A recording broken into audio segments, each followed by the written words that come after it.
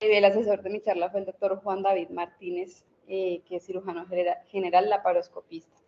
Acá les dejo el QR para que firmen asistencia, pero se los pongo al final, pues también de nuevo. Bueno, entonces para empezar a hablar de este tema, les voy a hacer un recorderis rápido de la anatomía de la faja abdominal. En el abdomen tenemos 2 músculos largos y 3 músculos anchos. Los músculos anchos son de afuera hacia adentro, el oblicuo mayor, el oblicuo menor y el transverso del abdomen.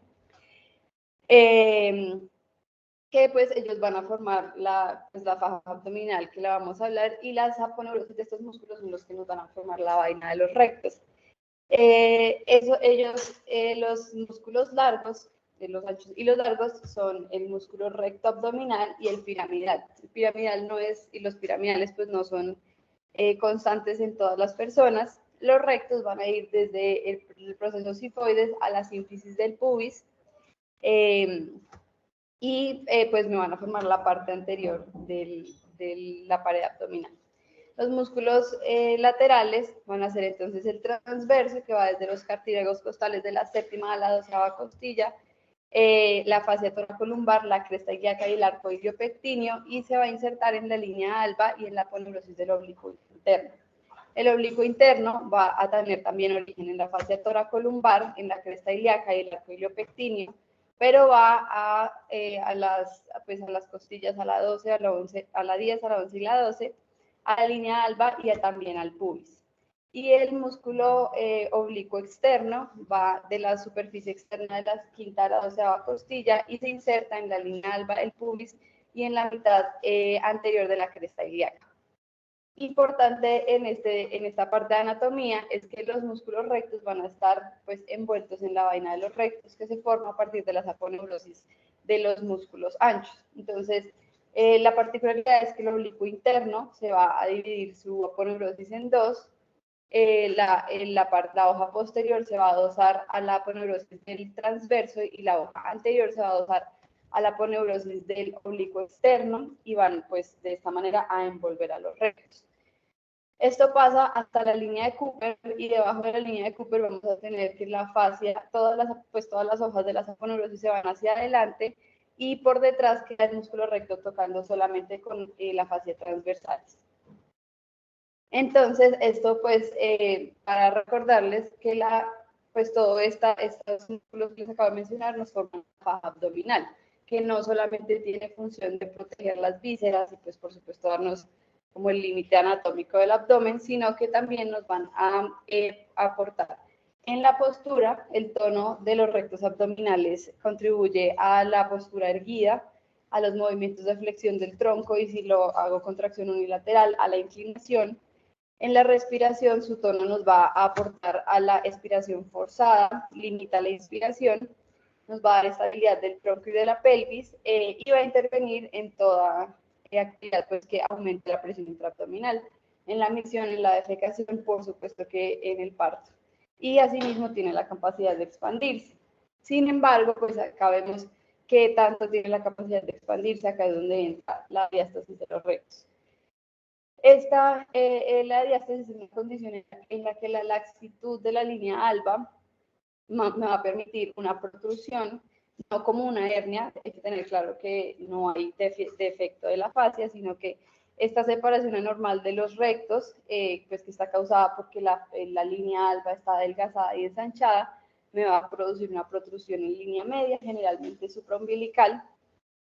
Normalmente podemos decir que esto es fisiológico, digamos, debajo de 2 centímetros. Sin embargo, pues vamos a ver que con la importancia que empezó a cobrar este tema, pues empezó a estudiar cuál era verdaderamente la anchura normal de la línea alba. Este es viejito, pero es muy importante, y por eso lo traigo, porque es cuando se empezó a estudiar pues en pacientes normales, pues nulíparas, no embarazadas, con IMC normal, cuál era la anchura de la línea alba. Entonces, cogen a estas 150 mujeres nulíparas, les hacen mediciones en 3 puntos de la línea alba, a la altura del proceso sifoides, 3 centímetros arriba del ombligo y 2 centímetros debajo. pues con todos estos datos cogemos el percentil 10 y el 90 y encontramos la normalidad de la línea alba. Entonces, con esto establecemos la distancia interrectal, que en términos generales viene siendo pues 15 milímetros supraumbilical, 22 milímetros a la altura del ombligo y 16 milímetros debajo del ombligo. Esto se mide pues idealmente con ecografía, pues sería la medición más precisa. Sin embargo, pues en la clínica no lo vamos a hacer, entonces lo medimos con los dedos. Ojalá lo pudiéramos medir con calipers en el consultorio.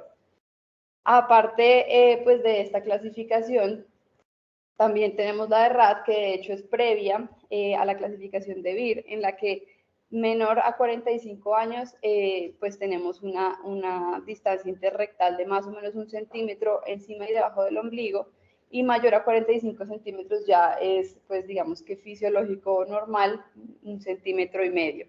Y siempre pues a la altura del ombligo viene a ser unos 27 milímetros. Estas no son las únicas clasificaciones, hay varias otras que pues las traigo porque todas son diferentes y es importante que las conozcamos.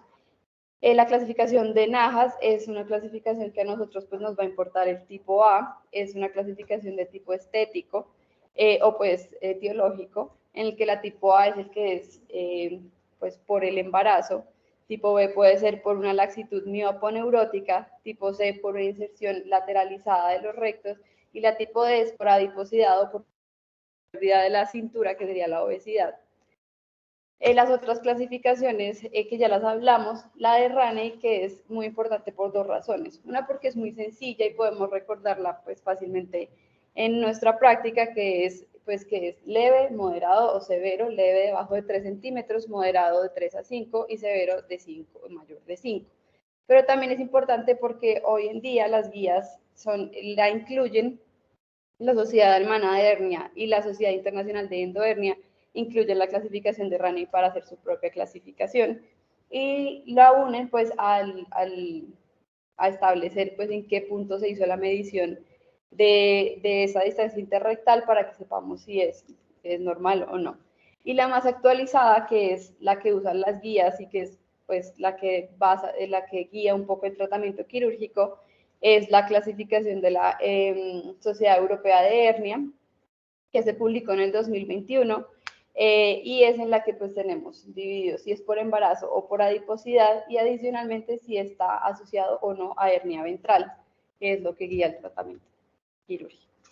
Entonces, ¿por qué se presenta la diástasis de rectos? Entonces, ya sabemos que es por un estiramiento y un adelgazamiento y un debilitamiento de la línea alba. Se puede presentar en pacientes con cirugía previa o se puede presentar en pacientes por envejecimiento o que tengan defectos o condiciones congénitas que me promuevan que los tejidos conectivos pues tengan alguna alteración.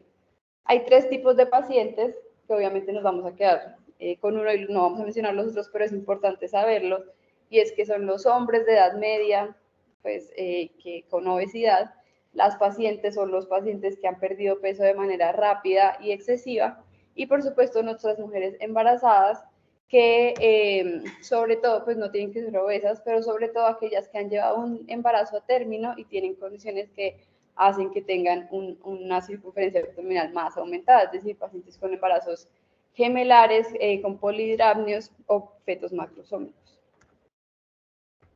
La diástasis de rectos es muy común, pues creo que todos asumimos que es muy común, lo vemos frecuentemente, sin embargo, buscando me sorprendió que hay reportes que hasta el 100% de las pacientes presentan algún grado de diástasis de rectos durante el embarazo en el tercer trimestre. 6 semanas posparto hasta un 60% sigue presentando esta separación de los rectos. Un año posparto un 30% sigue presentándole, y de estas pacientes 40% necesitan rehabilitación de los rectos abdominales porque el defecto pues no mejora. Y hasta la mitad, pues cercano a la mitad de estas pacientes van a asociarse a una hernia ventral. Entonces, ¿cómo se nos van a presentar estas pacientes clínicamente? Pueden ser asintomáticas, pues que no se quejen pues de pronto de nada específicamente la paciente y nosotros lo encontremos, o la paciente que llega con una tumoración en línea media que aparece en bipedestación o cuando se hace flexión abdominal y desaparece en el decúbito.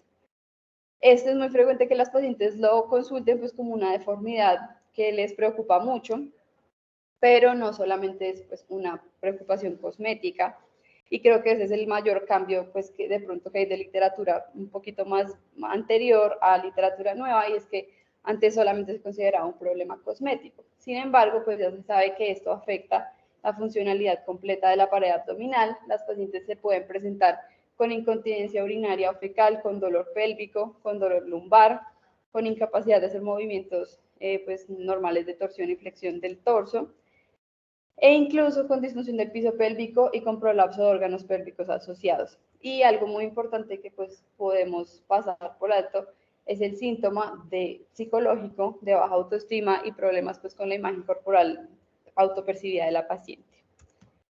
El diagnóstico es clínico, pues netamente. Sin embargo, en pacientes en las que sea difícil hacer pues el diagnóstico, o pacientes obesas, por ejemplo, podemos utilizar la ecografía. La ecografía es útil, es no invasiva y después es repetible en las pacientes, y nos puede ayudar también a identificar hernias asociadas o otras patologías pues, que me estén presentando esa tumoración. Otra cosa que podemos hacer es el TAC, no se hace pues frecuentemente. En el ámbito clínico sí se hace para la preparación quirúrgica, o la resonancia, pues esa pues sí no se usa frecuentemente, pero pues si la vamos a pedir podemos solicitarlo una resonancia simple, sin contraste y pues con un enfoque en tejido blando anterior. ¿Qué pasa entonces durante el embarazo? Que hace que nuestras pacientes sean más propensas a hacer, o sea, a pesar de que el mismo aumento de la circunferencia abdominal pasa en pacientes obesos, por ejemplo, porque nuestras pacientes casi con seguridad pues hacen una diástasis de rectos, y es el factor hormonal. Durante el embarazo y tan temprano como el segundo trimestre empezamos a tener la relaxina y también cambios propiciados por estrógeno y progesterona, cambios en la composición del colágeno que hacen que los tejidos sean más laxos, y por supuesto eso nos sirve mucho en otros tejidos, pero en la línea alba también se va a debilitar. Y el factor mecánico pues es el más importante, que es el aumento del perímetro abdominal por la expansión del útero, con un alargamiento de los rectos abdominales. Esto cambia, digamos que el ángulo de inserción de los rectos. Vamos a tener una inclinación pélvica anterior, que significa que el vector de fuerza de la faja abdominal ya no cae en el piso pélvico, sino que cae hacia adelante en el pubis, y esto pues nos da una hipotonía del piso pélvico, disfunción del piso pélvico y problemas de la faja abdominal. ¿Qué factores de riesgo están asociados? Entonces, ya sabemos el embarazo, que me da mayor probabilidad de presentarlo, pacientes multíparas. Lo que les comentaba, que si pues tienen polidramnios, un feto macrosómico, un embarazo gemelar, pacientes que de pronto antes tenían, por ejemplo, miomatosis y tienen un útero aumentado de tamaño antes de estar embarazadas, pacientes que han sido sometidas a cesárea o a otras cirugías abdominales, la obesidad, defectos del colágeno, pacientes tosedores crónicos o fumadores, o que hayan tenido pérdida de peso exagerada. Estos son, digamos, los factores de riesgo que se asocian más. Sin embargo, al evaluar estos factores de riesgo, digamos que en bastante literatura no hay una diferencia significativa sobre ningún factor de riesgo en específico, sobre todo hablando a largo plazo, a 6 meses a 12 meses. En este artículo sobre la prevalencia de los factores de riesgo en la diástasis abdominal desde el tercer trimestre hasta los 6 meses posparto, se hizo un estudio observacional prospectivo con 123 primigestantes. El objetivo era evaluar la prevalencia de diástasis de rectos por ecografía. Ellos encontraron que la distancia interrectal iba desde 22 a 126 milímetros. Esto quiere decir que todas las pacientes, en este caso todas, tenían algún grado de diástasis de rectos,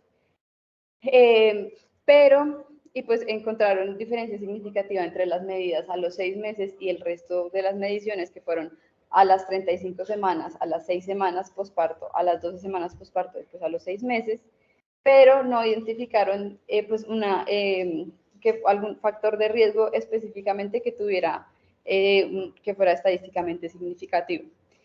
Sin embargo, pues las pacientes clínicamente se quejan de dolor lumbar, de disfunción del piso pélvico, incontinencia de cualquier tipo. Entonces, si bien de la semana 1 a la 8 posparto estos cambios deben revertirse, pues en el posparto vemos que es cuando más afecta a las pacientes a quienes pues no se revierte o no se corrige este defecto. Entonces, acá tenemos, pues voy a mostrarles varios estudios sobre pues, la relación de estos síntomas con la diástasis de rectos. Primero es este estudio del 2017, que pues me habla de la prevalencia de factores de riesgo y reporte de dolor lumbopélvico, pues asociado a la diástasis de rectos 12 meses posparto. Ese es un estudio de cohorte que se realizó en Noruega entre el 2010 y el 2011. Se hicieron cuestionarios a 300 mujeres embarazadas primigestantes, pues a lo largo, pues desde el posparto inmediato hasta los 12 meses posparto. ¿Y por qué pues los estudios son insistentes en buscar esto? Porque la queja clínica de las pacientes es muy frecuente. Sin embargo, pues vemos que en los estudios no se demuestran pues diferencias significativas respecto a la presencia de dolor pélvico. Sí, lo que ellos, pues por ejemplo, en este estudio específicamente lograron pues mostrar que tenía relación, eran las pacientes, aquí los muestro más grande, eran las pacientes que hacían heavy lifting o que hacían ejercicio previo al embarazo.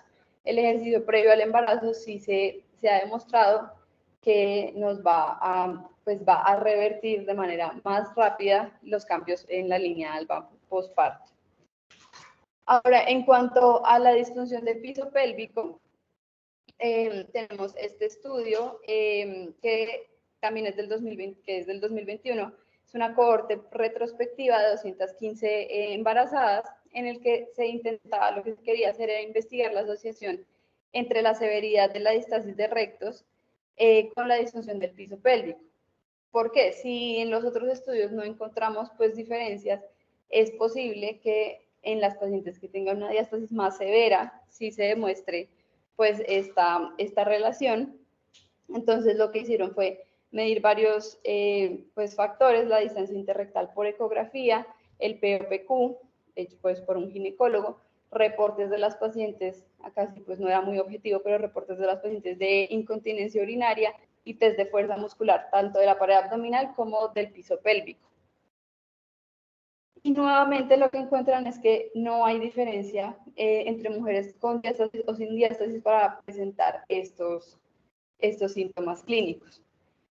Y incluso si dividimos a los pacientes pues por severidad, las pacientes más severas tampoco presentan pues una diferencia significativa entre el grupo de diástasis y no diástasis. Entonces esto pues nos hace preguntar por qué las pacientes sí tienen esa queja clínica y un reporte de síntomas claros y pues no se demuestra en estos estudios. En este estudio del 2022, si bien es cualitativo, se hace una evaluación de las consecuencias físicas y psicosociales de la diástasis de los rectos abdominales y cómo interfiere en la salud de las mujeres. Esto es un estudio observacional transversal que se hace pues con una encuesta básica, varias herramientas pues para evaluar calidad de vida, función sexual y pues función digamos de prolapso de órganos pélvicos, pues varias escalas en los que se le hace la pregunta a las pacientes de cómo se sienten pues con su diástasis o cuáles son los síntomas que presentan, y al analizar estas respuestas se separan pues por salud general, aspectos psicosociales, afectación funcional y dolor. Vamos a ver que estas pacientes sí reportan ellas mismas problemas gastrointestinales, estreñimiento, siendo el más importante, hasta la mitad de las pacientes. Para los aspectos uroginecológicos, también presentan el 32% afirman que tienen algún grado de incontinencia urinaria Y la calidad de vida, pues expresada en el índice de disfuncionalidad, también pues las mujeres reportan cambios importantes en su calidad de vida y en la salud percibida. El solo hecho de presentar diástasis de rectos sienten que su salud es peor que la de las otras mujeres de su edad. Adicionalmente, pues por supuesto se va a presentar una alteración en la imagen corporal, una alteración estética y de autoestima.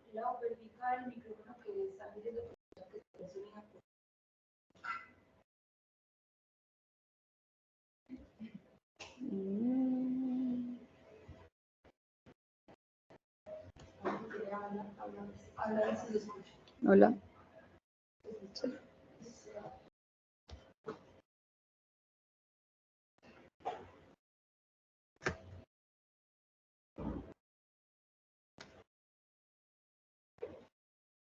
Bueno, entonces presentan de manera muy importante pues alteración estética y alteración en el autoestima, con unas alteraciones psicológicas, ideas de tristeza, angustia, impotencia frecuentemente y pues afectación de su función social.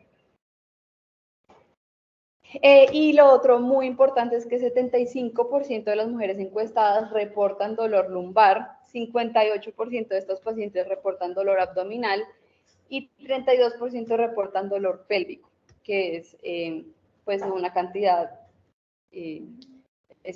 importante de estas pacientes. Entonces, vamos a preguntarnos entonces qué se puede hacer por estas pacientes. Si bien la charla pues dice enfoque, pues manejo quirúrgico, es muy importante que sepamos las opciones conservadoras que tiene pues el tratamiento de esta patología. Puede desaparecer sin tratamiento, de hecho se espera más o menos 3 a 6 meses posparto para iniciar algún tipo de tratamiento pues a la espera de que este mejore. Sin embargo, pues después de 6 meses en el que vemos que no hay mejoría, podemos empezar el tratamiento no quirúrgico, primero con fisioterapia. Lo primero y que más menciona la literatura sobre esto son los ejercicios hipopresivos. Son un conjunto de técnicas posturales que lo que buscan es la disminución de la presión intraabdominal sin crear pues disfunción, pues esto tiene un efecto negativo en el piso pélvico cuando uno entrena solamente la faja abdominal. Entonces, lo que quieren estos ejercicios hipopresivos es que no tenga pues las consecuencias en el piso pélvico. Quieren conseguir la tonificación, disminución de la presión de todo el complejo abdominolumbo-pélvico, haciendo una apertura costal y un vacuum abdominal, que son este tipo de ejercicios que no sé si han visto por ahí. Esto obviamente es dirigido por fisioterapia, pero es importante que lo conozcamos. Adicionalmente a esto, hay varias otras estrategias. Las movilizaciones lumbopélvicas son ejercicios también de fisioterapia en los que buscan que la paciente tome conciencia del cambio que ya tuvo su estructura axial y que pues adopten esa postura de hiperlordosis que tenían durante el embarazo. También tenemos opciones con pilates, ejercicios con fajas abdominales, electroestimulación neuromuscular y kinesiotaping, que son esas cintas que a veces vemos en las personas deportistas. Entonces, ¿qué tanto funcionan este tratamiento conservador? Entonces, acá tenemos un estudio del 2023, pues que es una actualización sobre los tratamientos conservadores. Se hace la búsqueda pues desde siempre hasta el 2023 sobre estas opciones de tratamiento, buscando específicamente cuál es la efectividad de los programas de entrenamiento en rehabilitación para la diástasis de rectos.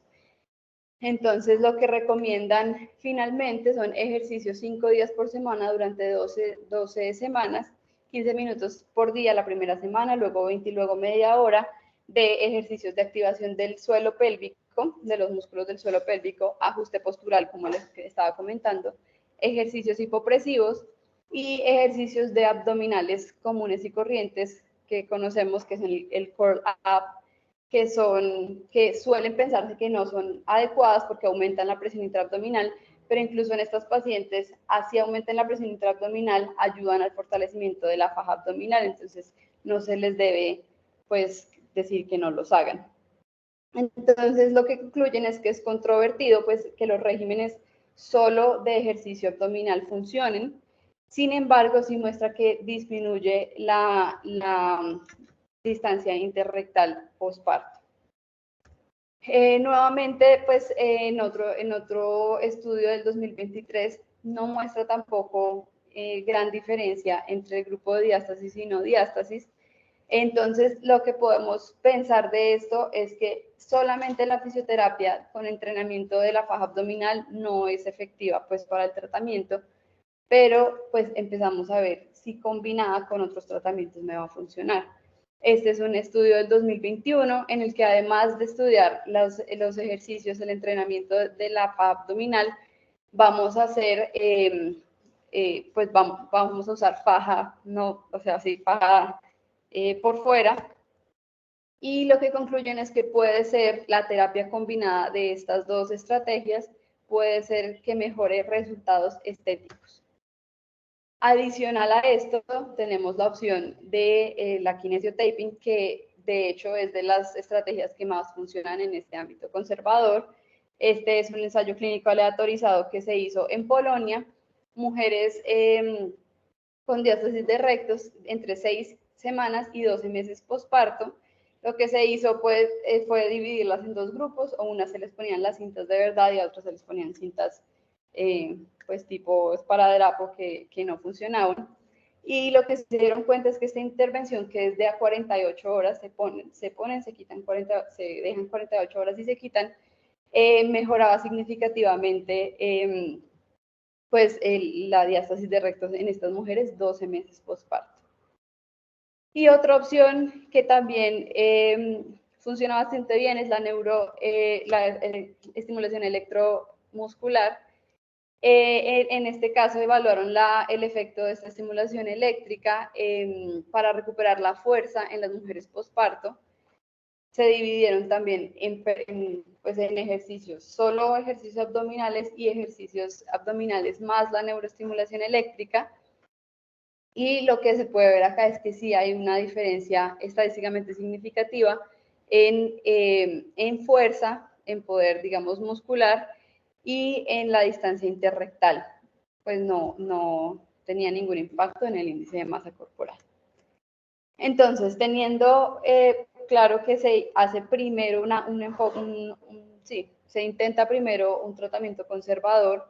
Si tengo síntomas persistentes, ya después de 12 meses posparto se intentaron estas técnicas conservadoras y no hubo mejoría, vamos al tratamiento quirúrgico. El tratamiento quirúrgico previamente se consideraba un tratamiento cosmético y de hecho, pues la vía abierta, que ya se los voy a comentar, está muy asociada con la abdominoplastia que todos pues conocemos de la cirugía plástica, estética.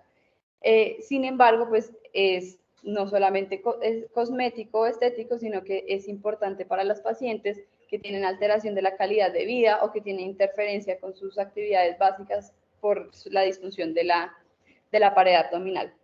Entonces, pues puede ser abordaje abierto, laparoscópico, endoscópico o híbrido.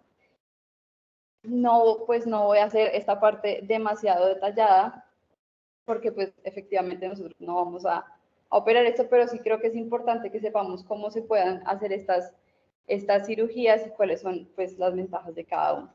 Entonces, para la vía abierta, la guía europea de hernia nos divide el tratamiento con malla y sin malla, que en general lo que quiere decir es si está asociado o no a una hernia ventral.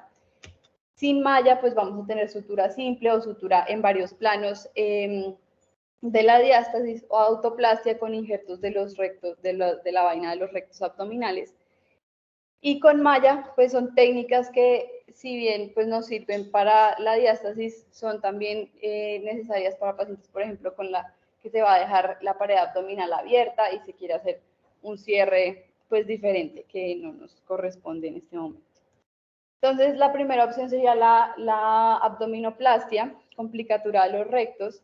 La idea en este caso sería, pues, tomar la decisión de hacer abdominoplastia en pacientes que tengan exceso de piel y tengan exceso de tejido celular subcutáneo para que se haga toda la intervención en una. Obviamente es mucho, pues tiene más morbilidad esta cirugía que de pronto otros abordajes.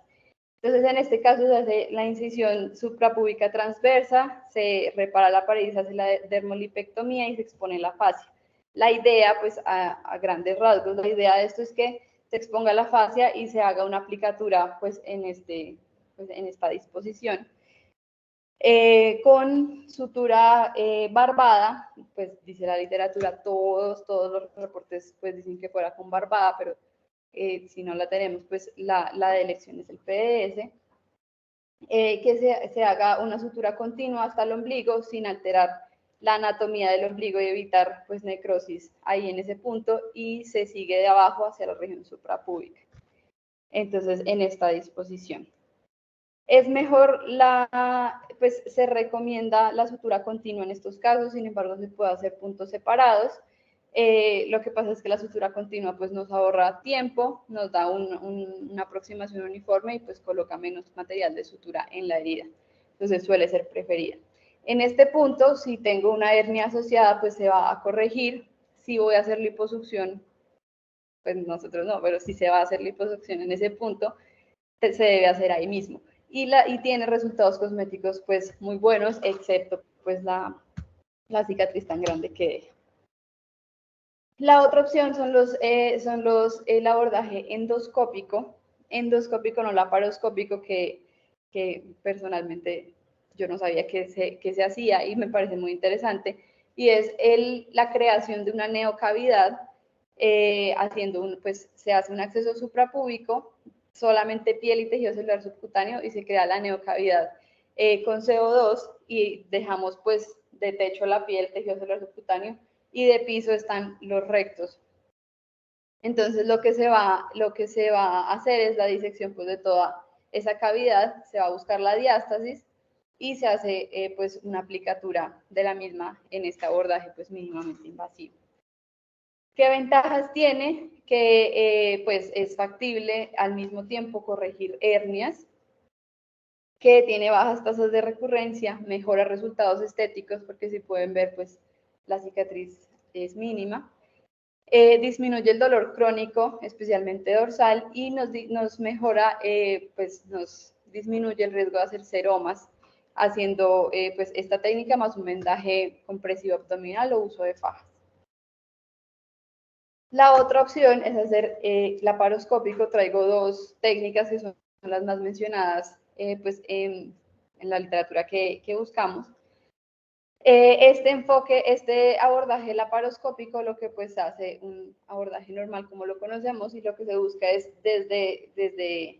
o sea, hacia la pared anterior, retirar la hoja posterior de la vaina de los rectos, exponer el recto y ahí colocar una malla y hacer la aplicatura desde el abordaje laparoscópico. Si pueden ver acá, queda el recto arriba y yo pongo la malla en el espacio retroaponeurótico. Retromuscular. ¿Qué ventajas tiene este abordaje laparoscópico? Que es reproducible, es menos traumática, que como hago, pues queda retromuscular, no se hace tanto cuerpo extraño, y minimiza pues el riesgo de lesiones de órganos viscerales y reduce el dolor postoperatorio. La otra opción laparoscópica es la técnica ¿cómo se dice? Las cortinitas persianas, gracias. Las persianas venecianas. En este caso lo que se hace es pues desde afuera hacer el primer punto en el borde medial de uno de los rectos, luego se sigue por toda la línea alba con puntos en tipo acordeón, y cuando se anuda pues queda recogido el tejido y hace afrontamiento de los rectos. ¿Cuál de todas estas es el mejor método? Pues que digamos que hay uno mejor que el otro. No tenemos la respuesta en esta revisión sistemática que pues buscaba cuál era la opción de tratamiento quirúrgica. lo que dice es que pues existe una falta de consenso sobre cuál es, por varias razones. Uno, porque la disponibilidad, la experticia del cirujano, la técnica que se use, es una razón muy importante para tomar la decisión de cuál usar. Y además, pues hay técnicas quirúrgicas que son válidas solo para un escenario clínico. Por ejemplo, cuando tienen hernias ventrales, tiene que usarse una técnica en la que pues, lo pueda corregir a la vez. Entonces no tenemos consenso sobre esto, no existe una diferencia clara en los desenlaces ni estéticos ni funcionales de ninguna pues, de las técnicas que mencioné, y que es importante tener en cuenta que el resultado cosmético también es importante a la hora de tomar esta decisión. Entonces, recogiendo el manejo conservador y el manejo quirúrgico, traigo este estudio de este año, perdón, del año pasado, que es el concepto TOR. El concepto TOR es el que me trae el ejercicio abdominal, la operación, pues el tratamiento quirúrgico y la rehabilitación postquirúrgica para, pues, para el tratamiento de la diástasis de los rectos. En este caso, se reclutaron mujeres con diástasis de rectos sintomática en un intervalo entre enero del 2018 y junio del 2020. Eran mujeres pues sanas, con un índice de masa corporal menor a 35, que tuvieran una diástasis de moderada a severa, que tuvieran más de un año desde el último parto y que no pretendieran volver a quedar embarazadas, y pues que no tuvieran otros factores de riesgo como tabaquismo, pues que estuvieran embarazadas o que tuvieran material protésico ya puesto. Entonces, lo primero fue que se le indicó a las pacientes 3 meses de entrenamiento muscular, un programa de entrenamiento del core mínimo de 3 meses. Luego se hizo el manejo quirúrgico por el mismo cirujano con la misma técnica en todas las pacientes, y luego se les dejó una rehabilitación postquirúrgica también con fisioterapia. Lo primero que querían evaluar era cuál era la función del core abdominal después de esta intervención, y los objetivos secundarios eran calidad de vida y síntomas asociados a la inestabilidad central que vuelve y juega son dolor pélvico, dolor lumbar, incontinencia, estreñimiento, los problemas estéticos asociados. Y lo que encontraron fue pues muy bueno. En estas pacientes, en casi pues se mostró mejoría en casi todos los parámetros del índice de disability en todos estos pacientes, y la mayoría encontró diferencia significativa también en los síntomas autorreferidos por las pacientes, entonces del dolor lumbar, del dolor abdominal, de la debilidad abdominal, de la tumoración que presentan, de la incontinencia urinaria y los problemas percibidos cosméticos. También tuvieron pues una diferencia significativa, y muy importante pues es que esta escala lo que evalúa es calidad de vida. Entonces, estas pacientes después del tratamiento reportaron niveles superiores a la población general en cuanto a su función física, al dolor, a la salud general y el funcionamiento social. Entonces, lo que se puede concluir de esto es que el concepto TOR es un régimen muy seguro y muy efectivo para las pacientes con una diástasis de rectos posparto. Entonces deberíamos procurar que siempre se haga el tratamiento conservador primero, luego el tratamiento quirúrgico si se va a hacer, y que la paciente continúe con una rehabilitación posterior. Y ya para concluirles, entonces, muy importante recordar que no es una hernia, por lo tanto no tenemos riesgo de que se estrangule, que se encarcele. Muchas veces subestimamos la patología solo porque no tiene ese tipo de urgencias. El embarazo, la obesidad y la pérdida de peso son los factores de riesgo más importantes, y nosotros como ginecólogos tenemos que tener una comprensión clara de las consecuencias físicas y psicológicas de esta patología para darle el reconocimiento que requiere y darle manejo, que si bien esta es una patología que puede en momentos ser cosmética, o que la primera preocupación sea cosmética, es una patología que va a afectar el día a día de las pacientes, que el tratamiento combinado que les acabo de mencionar es el más efectivo, y que si bien no hay una un consenso sobre cuál técnica quirúrgica es mejor. Sabemos que existe la opción y que es pues el tratamiento definitivo para estos pacientes. Muchas gracias.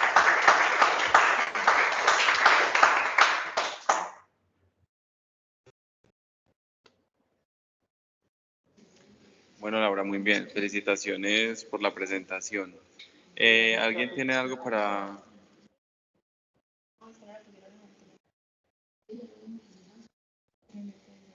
¿Alguien tiene algún comentario? María Alejandra. Sí, yo. El computador. Bueno, no importa. Bueno, Laura, en primer lugar te quiero felicitar. Sé que para ti ha sido un proceso como botar el miedo exponiendo y todo, y creo que lo estás haciendo muy bien. La verdad, pues personalmente no tenía idea que era un tema tan amplio, no tenía ni idea que se podía hablar una hora del tema. No sabía tampoco el impacto que tenía en el piso pélvico de las mujeres, ni en las síntomas, ni en ninguna cosas. Simplemente pensaba que era algo más estético. Entonces me pareció muy chévere que tú cogieras este tema y lo ampliaras de una forma que, a pesar de que no somos nosotros los que lo corregimos, sepamos que es importante diagnosticarlo, entenderlo y saber qué impacta pues como en nuestras pacientes. Creo que hiciste una muy buena presentación y creo que expresaste hermoso y que el tema estuvo muy chévere. Muchas gracias. ¿Alguien más tiene algún comentario o algo para decir? Bueno, y de los que están virtuales no veo pues como preguntas. Buenos días. La mano? Ah, el doctor. Jorge Alberto García, buenos días. ¿Dónde? Buenos días. Buenos días. Primero que todo, muy buena la presentación, muchísimas gracias. Creo que es un tema que desde piso pélvico nunca habíamos escuchado ni tratado. Pero pues yo creo que el aprendizaje y la reflexión es que cuando hacemos el examen de la paciente que consulta por patología de piso pélvico, pues un factor por lo menos a considerar desde hoy es el tema de las diástasis de los rectos. Ya sabemos que tiene algún impacto en las pacientes con incontinencia y valdría la pena tenerlo en cuenta en el examen físico de la paciente y pues en valorarlo. Sí, señor. Muchas gracias, doctor.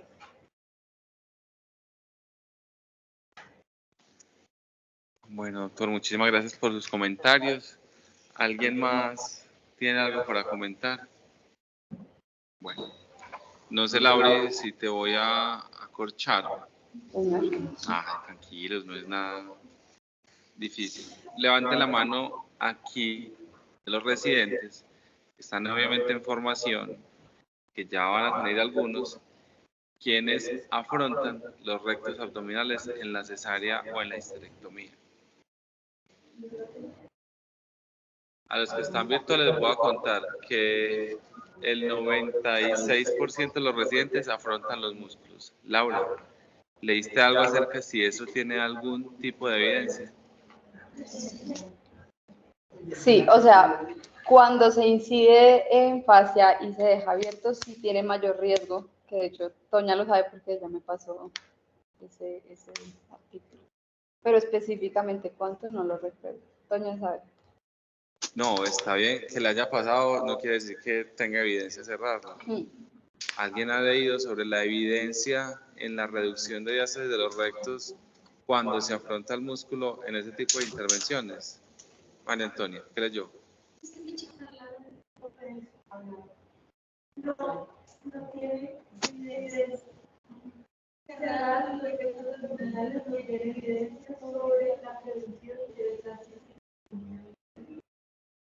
Listo, muchas gracias. No, quería aclarar eso porque yo creo que es un concepto que tenemos todos, de que cerrarlo le va a ayudar mucho a la paciente para eso.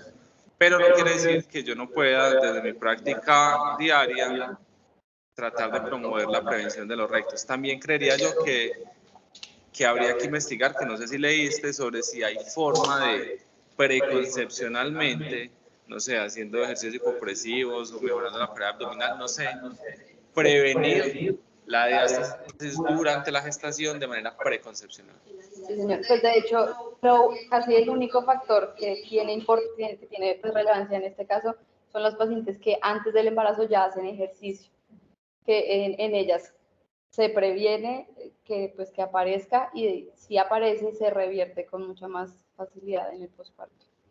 ¿Y durante la gestación? Ese es otro punto. En realidad, o sea, en muchos artículos no, pues, sugieren que no se haga ejercicio durante la gestación, pero pues, no se ha probado que eso aumente, como les dije, no hay ningún factor de riesgo de estos que aumente la diástasis, pero sí muchas personas recomiendan que durante el embarazo, ya que aumenta tanto pues la presión intraabdominal, que no se haga mayor ejercicio abdominal como con los abdominales que conocemos, sino como ejercicio más pasivo y pilates. Sí, creía lo que todavía faltan, pues como, yo creo que Sí, hay que es apuntar verdad. allá, a la prevención, de manera Señor. preconcepcional y en la gestación, desde el punto de vista investigativo, obviamente, para mirar qué estrategias pueden llevar a que, pues ya vimos que después de, necesitamos una terapia combinada para poder tener mejores efectos, pero pues si podemos prevenir la De acuerdo, aparición, sí. obviamente antes de, sería una muy buena herramienta. Y ya por último, Laura, hiciste una muy buena presentación, súper clara. Gracias. Las diapositivas estaban muy bien, no estaban cargadas, no perdía uno la atención ni el foco de la presentación, o sea que lo hiciste muy bien. Felicitaciones, listo. Gracias, profe. Un comentario adicional. Quería hacer un comentario adicional. Muchas gracias. Hasta luego.